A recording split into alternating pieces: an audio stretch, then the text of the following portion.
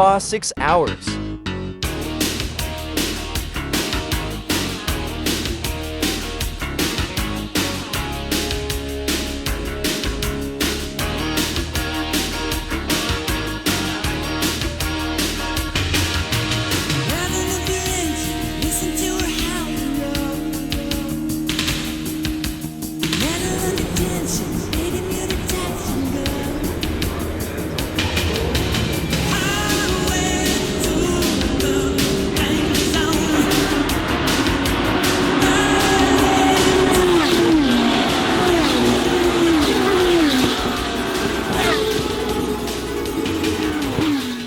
Bonjour à tous et bienvenue dans un nouveau reportage de Passion Sport Méca.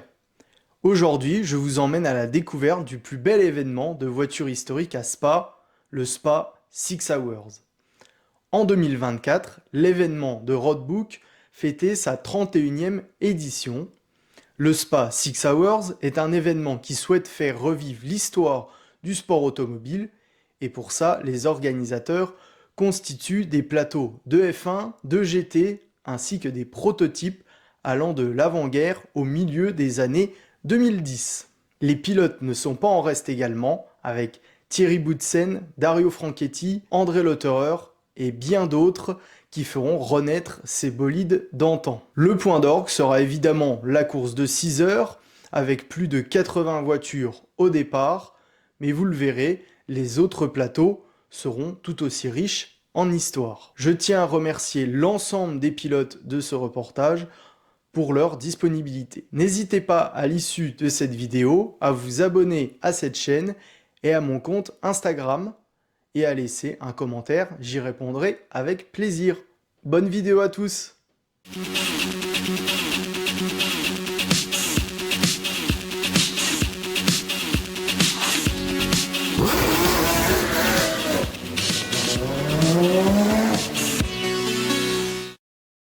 Commençons ce tour d'horizon du Spa 6 Hours avec la préhistoire, si je puis dire, avec le plateau des voitures de sport d'avant-guerre. Certains modèles sont quasi centenaires. Et c'est Richard, pilote du Delahaye 135S de 1936, qui nous parle de ces courses d'une autre époque.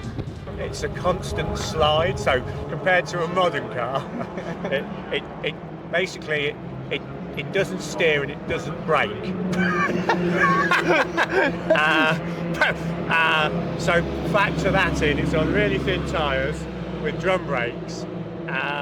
So you just have to go a bit with the flow, and it slides a lot. Your tyres are constantly screaming and sliding, but that's sort of fine. You're not going silly fast. And everybody in this series races really gentlemanly. No one's looking to push you off the track, and some of the cars are a lot slower than others, so there's a lot of waving people by, and it's a lovely series to race in. It's my first year, and I've really enjoyed it. Everybody's so polite and friendly, so it's a good series, yeah. Qui dit voiture d'époque, dit sécurité d'époque, s'il en existait, le respect est de mise. Well, the steering wheel is this wide. Okay. Your elbow is out. Yes. You have no seat belts and no roll cage. So there has to be a bit of a level of respect because you do not want to be crashing. Yes. So that's in your mind. And then, yes, it's a lot of this. It's a boat. Yes, yeah. So you have to be aggressive, but you also have to respect the fact that it may not stop and it may not go around the bend. Cette Delahaye possède un moteur de 6 cylindres de 3,2 litres développant environ 105 chevaux. Son couple performant lui permet d'atteindre les 160 km/h. Mais le plus dur n'est-il pas plutôt de l'entretenir? With all of the cars in this vintage sports car class is really hard because most of the parts aren't available anymore. But fortunately, especially in the UK now, we've got quite a lot of small producers. We've got quite a lot of young guys as well coming in. So there's a lot of small machine workshops who can, as long as they can get the blueprints or the castings, they sort of can make the parts. So Fred here, who owns this car, has supplied many parts for many of these cars. So collectively as a group, they sort of fix and repair their own vehicles, but most of the parts now have to be made. Cette de la Haye était une redoutable voiture d'endurance avec de nombreuses victoires. La plus célèbre, les 24 heures du Mans en 1938. Aujourd'hui, la compétition est tout autre. You're not looking to win a podium all the time. You just want to race with friends and seeing all these great cars. They sound great, they smell great. It's just brilliant. And at the weekend, we can drive it to the pub. We come out to have a nice day out. We want the car back in one piece. We've brought some anodine so that when we drink a lot of lager after the race, we don't get too bad a headache.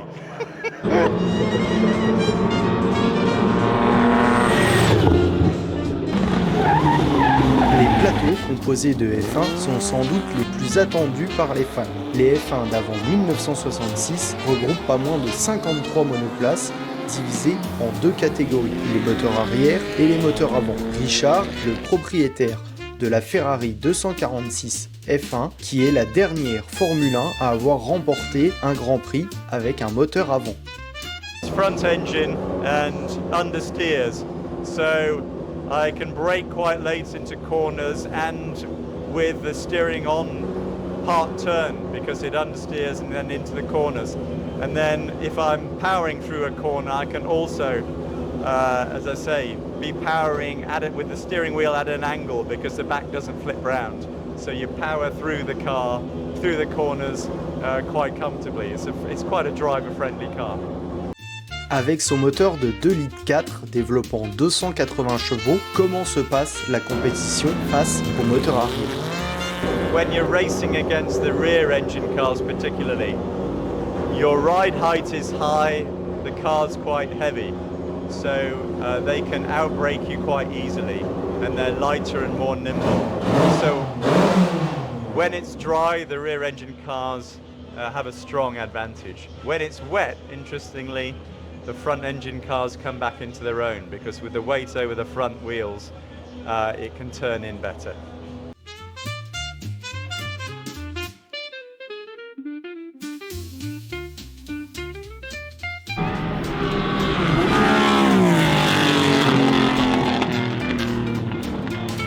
It's got to be one of the sexiest looking cars on the planet.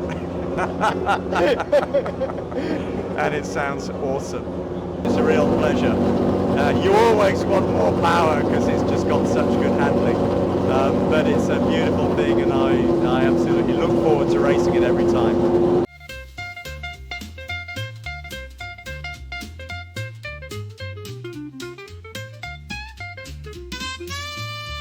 Une curiosité de ce paddock pré-66, la Scarab à moteur avant Offenhauser, la première monoplace américaine à venir sur le sol européen en 1960.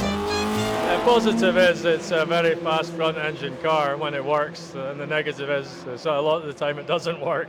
As I said, I've only had the car 18 months. It seems it's happened one more time with that wheel. I think it's an old wheel. I think we have a problem with that wheel.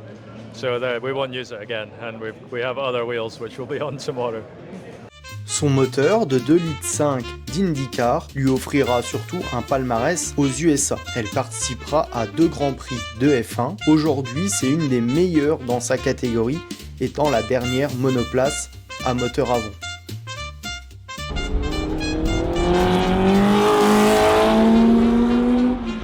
Équipe mythique des années 50 et 60, BRM était représenté par le modèle P261 de 1964, piloté par Grâce. Because it runs on treaded tires, it doesn't have as much grip when you're cornering, when you're braking, in particular when you're braking. And other than that, not much. The engine is a small engine. It's only 1.5 liters. But it puts out very good horsepower and it puts out good torque so you can accelerate quickly. So the car doesn't require a lot of adaptation. It just requires somebody with a lot of seat time to really get the most out of it, and unfortunately I don't. So the first turn and the last turns are slow, but everything else is fast. It really gives the engine an opportunity to work in top gear. It's as most people will agree, Spa is the best race circuit in the world. This particular car was driven in period by Graham Hill, Richie Ginther, and I believe Jackie Stewart may have driven it once or twice. Graham Hill remportera 2 courses en 1964, notamment le Grand Prix de Monaco.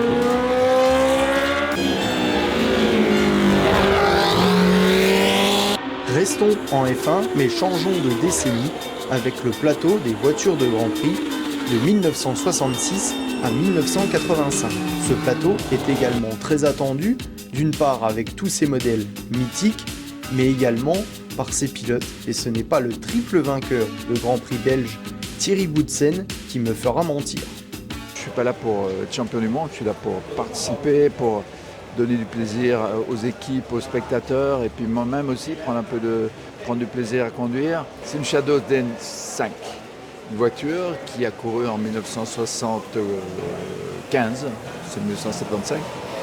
Au championnat du monde avec Jean-Pierre Jarrier et Tom Price. Et celle-ci avait été conduite par Tom Price à un moment donné, ce qui fait qu'on a son nom sur la carrosserie. Mais c'est une voiture qui date un peu. Donc elle n'a pas d'appui aérodynamique, ou très très peu, elle n'a pas beaucoup d'adhérence. C'est une voiture, je dirais, qui tourne à une vingtaine de secondes des voitures d'aujourd'hui. Hein. Donc c'est une voiture très sympathique à conduire, mais qui n'est pas très compétitive par rapport à ce qu'on fait aujourd'hui, mais qui à l'époque était une très très bonne voiture. Donc le plaisir de la conduire est là parce que c'est une bonne voiture. Qu'est-ce qui vous a fait aimer cette voiture et rouler avec ? Mais déjà, le fait de l'avoir vu rouler en 1975, de l'avoir vu performer à cette époque-là, c'est une très très belle voiture en plus, très très fine. Donc c'est une voiture que j'ai adoré regarder rouler avec Jarrier et puis Tom Price à l'époque. Et de pouvoir la piloter aujourd'hui, c'est génial. Hein. Quelle est la chose la plus difficile à gérer dans cette voiture ? C'est pas tellement la voiture en fait, c'est plutôt le trafic, hein, parce qu'il y a des pilotes qui sont très très bons, il y a d'autres pilotes qui débutent, qui ne connaissent pas très très bien les choses. D'ailleurs, j'en ai pâti aujourd'hui, je me suis fait accrocher par un pilote qui était une dizaine de secondes plus lent que moi au tour, et j'étais en train de le dépasser, il ne m'a pas vu à côté de lui, il m'est rentré dedans, donc ça m'a cassé l'aileron avant, malheureusement. Point positif, c'est qu'elle est très agréable à conduire, très très agréable à conduire. Point négatif, c'est qu'elle n'a pas beaucoup d'appui aérodynamique, donc les freinages sont un peu délicats, les passages en courbe sont un peu délicats aussi, mais elle glisse bien, elle se contrôle bien, donc l'un dans l'autre, c'est très agréable. Autre Belge attendu dans ce plateau, l'acteur Stéphane de Groot, au volant d'une marche de 1974. Me retrouver dans des voitures anciennes qui rouler dans une Formule 1, quelle que soit l'année, c'est un truc assez hors norme, donc ça me plaît beaucoup. Et puis de rouler à Francorchamps, j'adore ce circuit. Il n'y a pas beaucoup de place pour les pédales avec les pieds, c'est un peu compliqué d'être mobile. Et le point positif, c'est que ça pousse comme une Formule 1. Donc il y a de la puissance, mais il n'y a pas une maniabilité très pratique au niveau des pédales.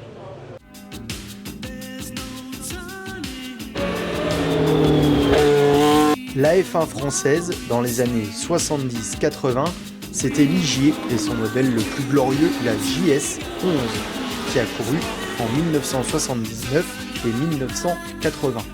C'est juste un privilège de pouvoir rouler une pièce aussi historique, d'avoir pu rencontrer Jacques Lafitte en fêtant les 50 ans de Ligier en 2019 à Manicourt, en rencontrant tous les anciens mécaniciens, ingénieurs, pilotes. Lafitte a d'ailleurs conduit la voiture pour quelques tours de parade. C'est une expérience dans ma vie inoubliable et comme j'ai dit, un vrai privilège de pouvoir rouler cette voiture à 100%, que beaucoup de gens pensent qu'on roule pépère, tranquille, mais je peux vous dire que non, on est sincèrement à 100% en prenant, d'accord, moins de risques et plus de respect que des championnats modernes, mais on est vraiment à 100%. Ligier n'était pas la même construction que les Lotus, que les Williams et les écuries notamment anglaises. Donc ils sont presque dans la catégorie Ferrari, avoir leur propre dessin de pièces, notamment de suspension. Donc ça c'est très compliqué, mais ce que nous avons fait, c'est que nous avons fait des moules, des pièces qui sont introuvables.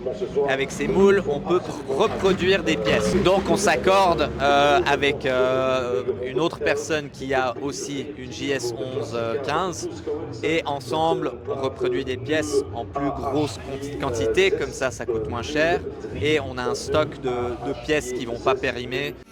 La JS11, c'est 29 courses, 7 pole positions, 5 victoires et des pilotes comme Jacques X, Didier Pironi, Patrick Depailler et évidemment Jacques Lafitte à son volant. Ligier terminera 3e puis 2e du championnat constructeur.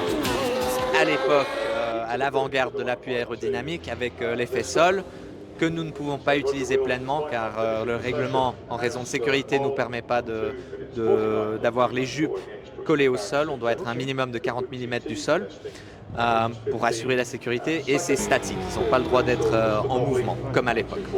Donc, ça génère quand même beaucoup d'appui. Je dirais, on est peut-être au niveau un peu en dessous de F3, autour d'F4, je dirais.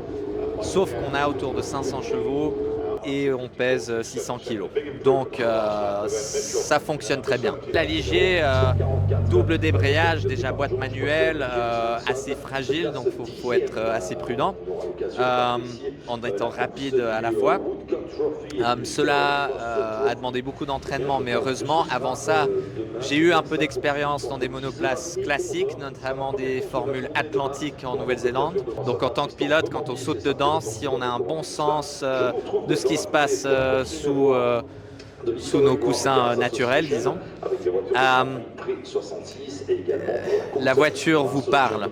Donc c'est très facile à savoir quoi faire si on a un bon ressenti, un bon feeling dans le volant. Et ça vient naturellement. Donc vraiment, il faut juste apprendre à faire le double débrayage, mais hors de ça, une fois qu'on est dedans, on est à la maison.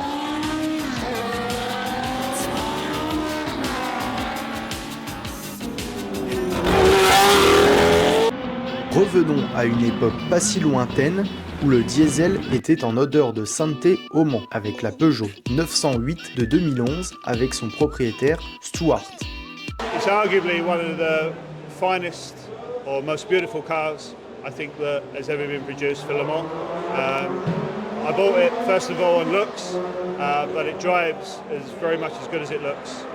Unfortunately, I don't drive it as fast as the pros, but nonetheless, it's a wonderful car, and I'm very proud to be owning it and running it and winning at Spa. It rewards you with lap time. It tells you when it's not ready for that corner also. But it's a wonderful car to drive. I think it's probably one of the finest cars that I'll ever be gifted to drive in my life. So I try to drive without mistakes, perhaps too conservatively, but I drive to bring the car home. The car is worth a lot of money, and it doesn't deserve to be driven erratically and put in the wall. I think it's a wonderful car, and it needs to be, as well as a racing car, it needs to be a museum piece as well. La 908 était donc la dernière Peugeot à participer aux 24 heures du Mans avant son retour en hypercar en 2022. C'est également une des dernières LMP1 diesel avant le changement de réglementation en 2012 avec l'instauration de l'hybridation. First of all, it's not a customer car. What I mean by that, it's not something that's mass-produced for an amateur driver. This is a works car, and unfortunately, the works drivers are generally pros, and they like a bit more of an edgy car. So I do at times struggle to get the best out of the car. It has plenty of room, plenty of ventilation, so it's a comfortable car to drive. En 2011, Peugeot réalisera un double podium avec la deuxième et la troisième place, avec notamment à son bord des pilotes comme Sébastien Bourdet, Simon Pagenaud ou encore Franck Montagny. Aujourd'hui, elle domine très largement son plateau, composé de GT et prototypes des années 1995 à 2016. During the qualifying, there are a big rain. What's your feeling? To be fair, I did 4 laps. I came in after aquaplaning. I knew it was dangerous. I hope that we don't have to race in that this evening. To be fair, I probably wouldn't race in that. The conditions were appalling.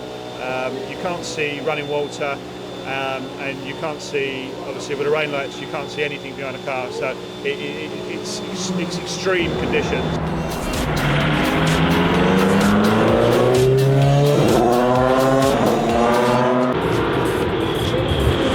L'événement le plus attendu de ces Spa 6 Hours, c'est évidemment sa course de 6 heures qui vient clôturer le week-end. 81 voitures au départ, une arrivée en pleine nuit et du refueling façon Michel Vaillant.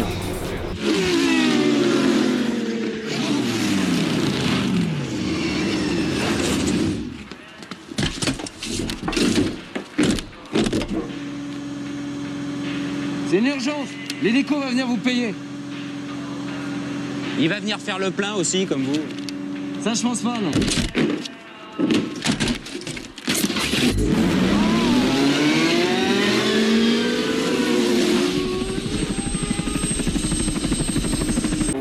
L'attraction de cette course, c'est l'équipage de la Ford GT40 numéro 41 avec à son bord Marino et Dario Franchitti ainsi que le pilote allemand d'endurance André Lotterer.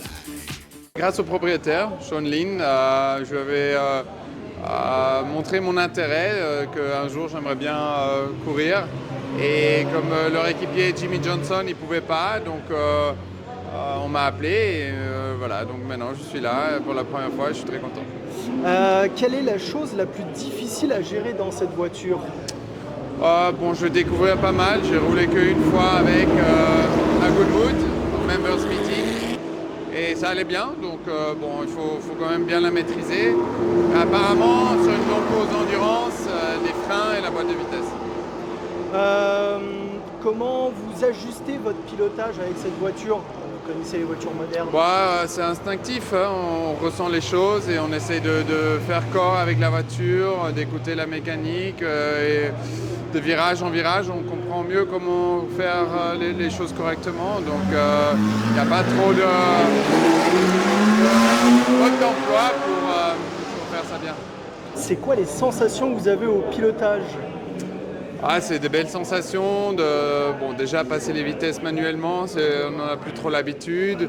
Le bruit du V8 il fait énormément plaisir. Et puis la conduite est très sympa, c'est un peu en glisse, mais faut bien gérer le talon pointe. Donc ouais, énormément de chouettes sensations et beaucoup de puissance quand même. Lando pilote avec son frère et son père une Lotus Elan de 1965 et il participe à cette course depuis de nombreuses années. Well, driving the car is like driving a go-kart. It's very small, very light, so it's super nice around the corners. But sometimes on the straights you're missing a little bit power when the Ford GT40s come flying past you. How would you describe a lap at Spa with this car? The lap at Spa is amazing in this car, especially when you go and run into Eau Rouge and out in Radion. It feels amazing to be pressured into the car and then shot out in the top. And yes, all the late braking is amazing. Going quick through the corners and then at Blanchimont, really pushing the limit until you arrive at bus stop and hit the brakes hard as soon or as late as you can. It's an amazing lap. It's super fun in this car. Driving the car in the wet is especially difficult because it has a very short wheelbase. So as soon as the car comes around in the back and it starts oversteering, you really have to be quick in order to catch it, otherwise you're going in circles. Driving with this car, you really have to be very gentle when you go on the power, because you want to go as soon as you can, so that you take as much speed as you can onto the straights, because the car doesn't have so much power, and in order to get all the power down and have as much power as possible, you have to get on the power very early. So this is one thing that we do. Of course, then we also try and brake extremely late and go extremely fast through the corners, because this is where we have the advantage against the big heavy cars. And yes, this is sort of the driving style you have to have in this car. Positive point about the car is definitely the weight and the late braking, which is a lot of fun, and going fast through the corners. What is really not so great about the car is when you drive when it's dark outside and all the other cars have their lights up. Because the car is so low, all the lights come into our car and we have all the lights in our eyes. So I don't know if an MG, if a Ford GT40 or something else is behind me. It's always like a trick question. I never know what's behind me in the dark, but yeah, that's a little bit annoying. Afin de pallier à ce problème de vision la nuit, du scotch noir a été collé sur la vitre arrière, une caméra a été ajoutée ainsi qu'une rampe avec des phares plus modernes. En termes de caractéristiques techniques, le moteur de cette Lotus a été gonflé jusqu'à 180 chevaux. À titre de comparaison, à son époque, dans les années 60, elle n'en faisait que 70. Les suspensions, le refroidissement ont été améliorés pour résister à cette course. Les courses d'endurance, c'est aussi des courses à la consommation. La Lotus Elan de Lando bénéficie d'un réservoir de 80 litres, ce qui lui permet de ne faire qu'un seul passage à la pompe durant l'épreuve.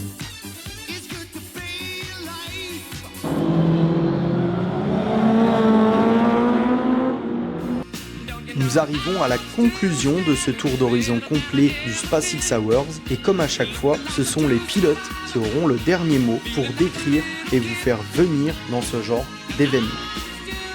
Just so friendly and open access. So like if you go to the big Formula One meets, you can't see anything or go anywhere. Whereas with these, you can wander around, you can see the cars, touch the cars, you can ask questions. People are always happy to show you their cars. Like that's why we do it to a point, because you want people to ask you about the car.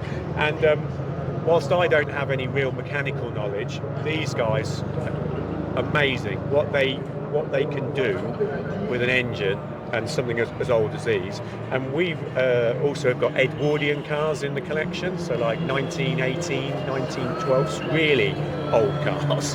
And it's extraordinary what the guys can do. It's just, I think, the talent that's the engineering talent over and above the racing talent, really. Well, the biggest thing is to race around Spa, which is still one of the best circuits in the world. So that's the best thing. And you know, every car here, not just mine, they've all got history to them. So it's not just about the racing. It's important, but it's also a history of everything round about and all the cars you see. Well, the best thing about the event is that they attract a lot of cars from the same time period. So you get to race against cars that were manufactured, designed at about the same time that your car was. In many other events, they have to admit cars in order for them to be commercial events. For the organizers, sometimes they have to invite cars and group them together, and they're from different eras and they're really not the same sort of cars. So this event, all of the vintage events at Spa are very special. Ah, l'ambiance, j'adore les anciennes voitures, donc si je pouvais, j'en collectionnerais beaucoup plus. J'ai une petite collection, mais rien à voir avec les voitures qu'il y a ici. Et ouais, c'est des très belles voitures et ça fait profiter de sa passion, mais dans un mode relax et savourer les voitures, parce que bon, dans mon monde professionnel, on n'est que content quand on gagne. Et ben ici, bon, on peut profiter et savourer. I was only able to do, well, I could have done any one of the races for Masters. I always choose to do Silverstone and I always choose to do Spa. I love coming back to Spa. It's more than anything else. It's probably my favourite track in the world. I've won there too many times now. I do like other tracks in the world, but you know, give me any action on Spa. I drive a shopping trolley around Spa. I love it so much. Well, about this kind of event, I feel like all the cars are so beautiful. It's just an amazing set of cars here. The race is really competitive with so many professional and semi-professional drivers. It is really a great competition. And yes, everyone just preparing all year long for this event is so great. Then having so many different nationalities here, it's so nice to meet people from other countries. So yeah, the event really has everything you would want from it.